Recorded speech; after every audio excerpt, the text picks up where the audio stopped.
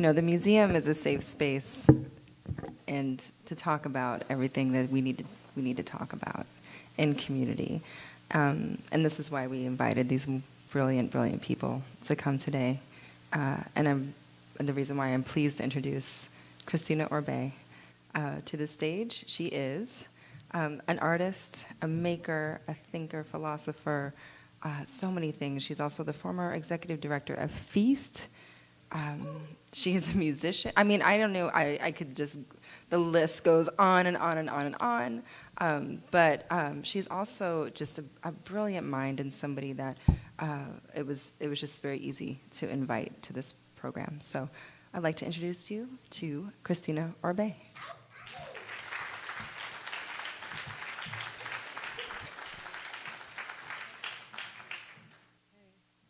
Hi. Oh my God, this is happening right now. I also love these two people and have been also very excited leading up to this. It's so nice. Last time I was here, I was doing a Pechacucha, and I had 7 minutes, and the slides moved on their own. And I'm so happy that I get to move the slides myself, although I'm aware of my time. Excellent. I'm going to preface this by saying anytime I mention Feast, I wasn't able to get pictures of high resonant quality of actual Feast. And so I'm letting you know in advance that the picture is good, but the actual feast is even more amazing. Okay. So what do these three things have in common? One,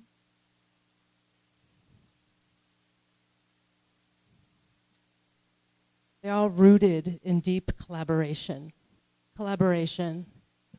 I went online. Working with someone to produce or create something. Or from the Latin collaborare, I don't know, work together. There are two very important words here. I think people often think they know what they mean, but from my experience, I'm not too sure. It's with and together. For those things to happen, there are certain conditions that need to exist. We live in a society that assigns status, privilege, and access based on how much one is willing to relinquish their authentic self. Therefore, we are polluted by the idea that conformity is the path to success, while the natural world shows us that in order to thrive, the exact opposite is true.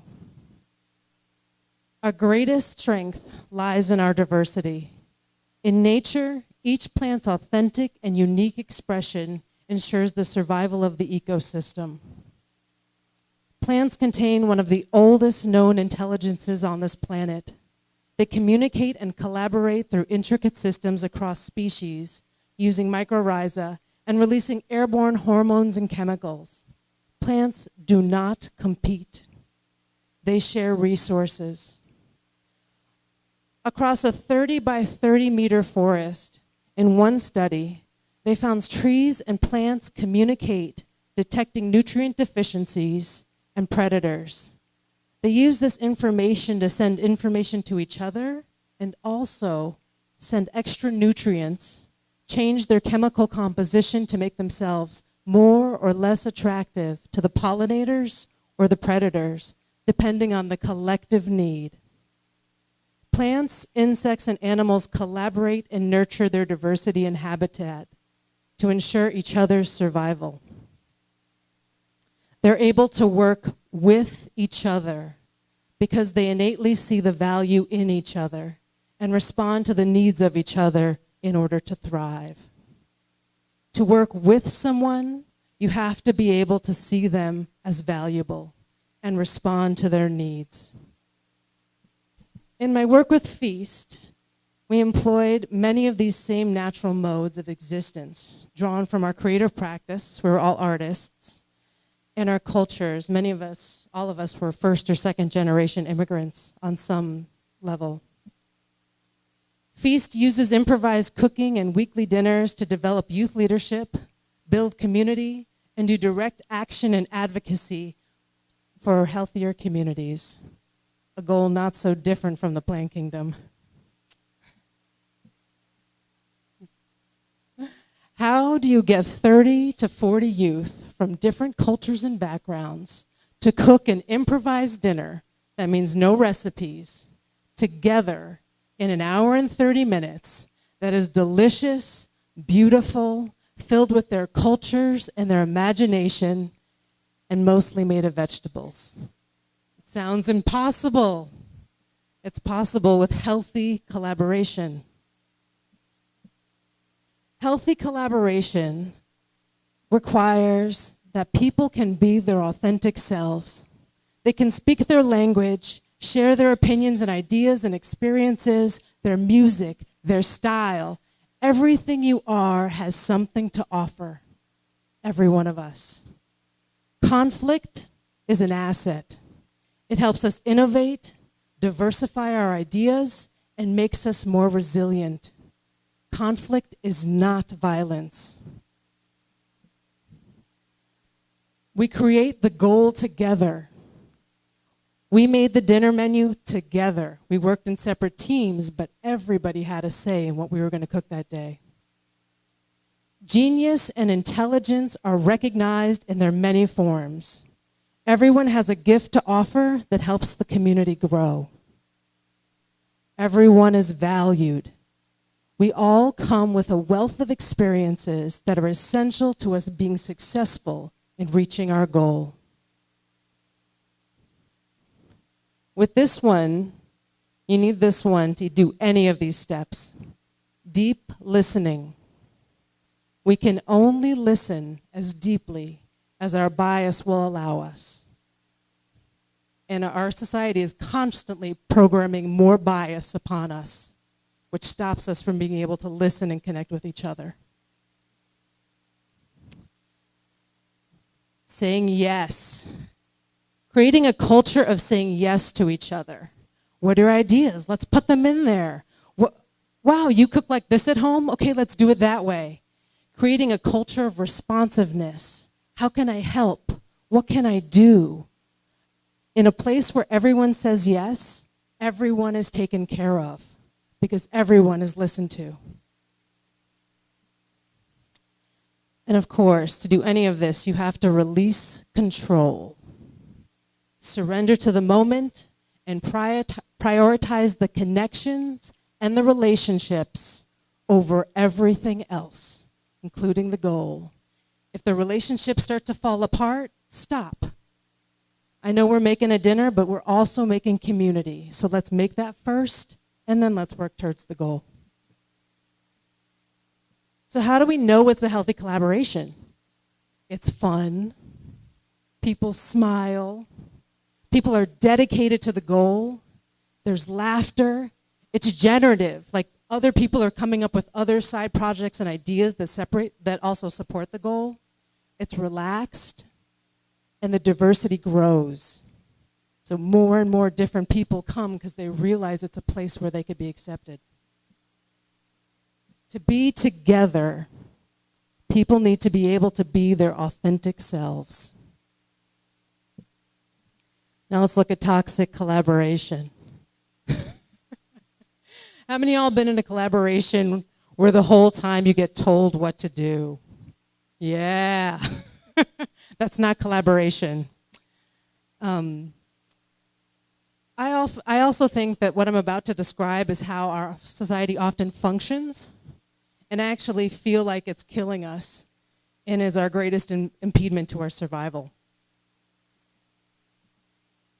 Toxic collaboration demands assimilation. Bridges are built in one direction. You have to become the good, the new, the whatever I am in order to collaborate with me. There is judgment, devaluing of your authentic self, and an imposed hierarchy. Everything that you are naturally is no good. Your music will pollute our culture. Rap is destroying our society. Your food is smelly and disgusting. Don't eat that. Your language, you better speak English. That's the only thing that you can talk here. Your life and your culture are seen as bad and as extreme and that need to be tamed. Assimilation has an insatiable hunger. Even if you do everything it asks, it will never give you the reward it promises. And it will strip you of your authentic self and your identity, which are, to me, the innate tools of your own health and healing. The goal is created without input of the collaborators, and the goal does not contain the authentic self or your needs.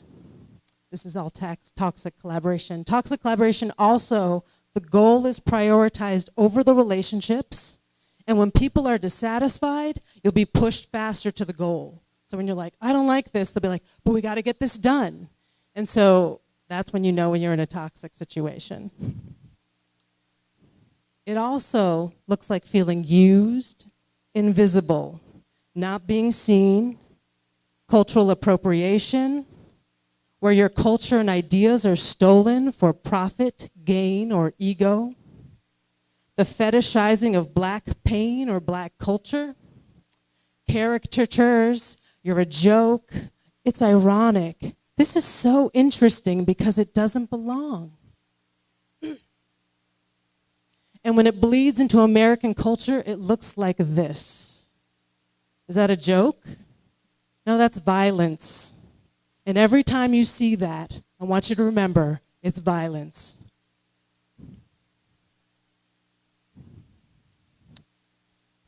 Together and with requires seeing the authentic depth and value of your co-collaborator and creating the stage for the greatest expression of their gifts.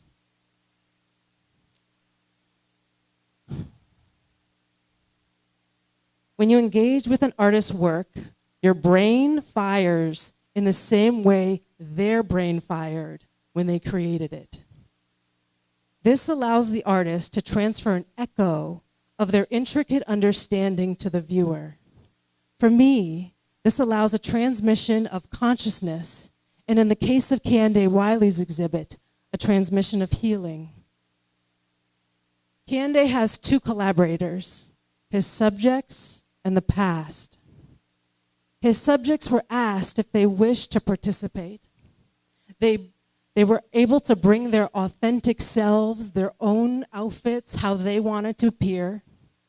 They got to bring their being and how they wanted to stand, and they selected which pieces they wished their portrait to reflect.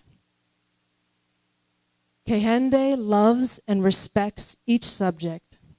You can see it in the beauty, the detail, the time, the depth, the dignity, the scale, the power, the regalness. Their authentic beauty is represented. There is no explanation or apology, just magnificence. For me, when I entered the exhibit, I found it to be immensely healing. Every painting a moment to reflect on the black body as a poet, a philosopher, a leader, a creator, a saint, a virgin, a bishop, an angel, a goddess, beautiful.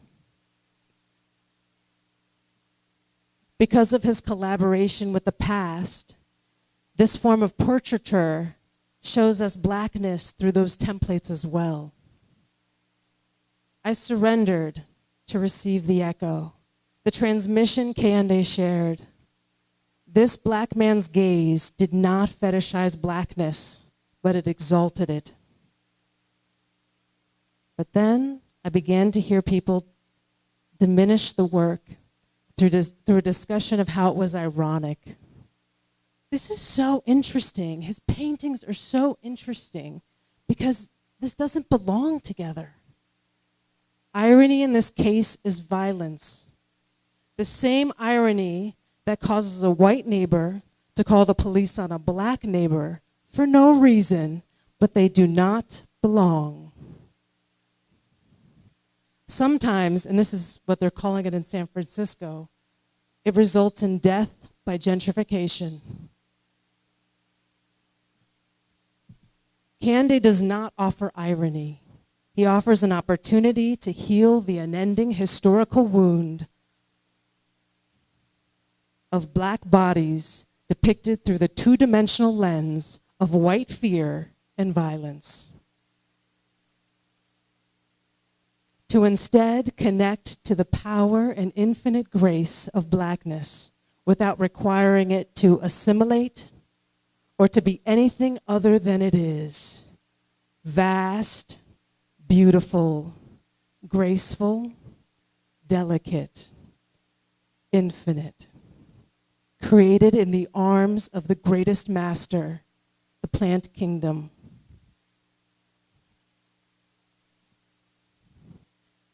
May we be guided by the wisdom of the longest living beings on this earth to learn to collaborate in an effort to nurture our diversity. It is our greatest asset and required for our survival. Thank you.